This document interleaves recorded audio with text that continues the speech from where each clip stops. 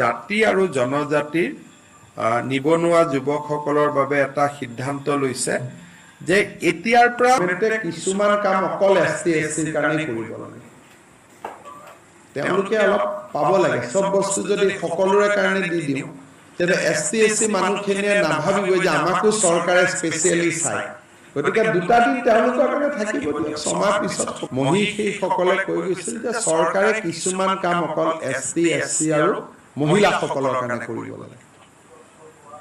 আজি এটা অসম চৰকাৰে অনুসূচিত জাতি আৰু জনজাতিৰ নিবনুৱা যুৱকসকলৰ বাবে এটা সিদ্ধান্ত লৈছে যে এতিয়াৰ পৰা ইভেন এপিএছচিৰ পৰীক্ষা হ'লেও এছটি আৰু এছচিৰ ল'ৰা ছোৱালীবিলাকে ক'তো মাচুল দিব নালাগে।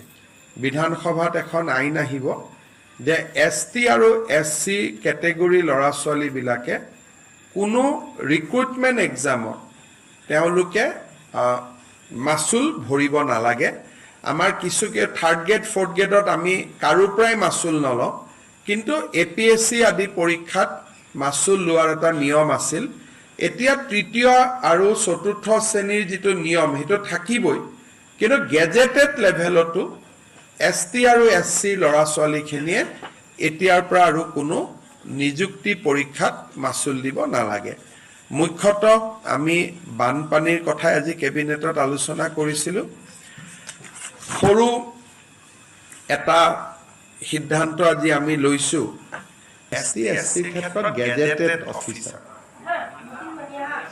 এইটো এটা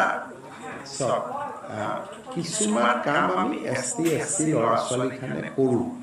বাবা চাহেব আম্বেদকাৰে কৈ গৈছিলে, গতিকে এছটি এছচি হোৱাৰ দিনাখনে আৰু জেনেৰেলৰ প্ৰশ্নটো নানো, পিছত আকৌ জেনেৰেলো পাই যাব।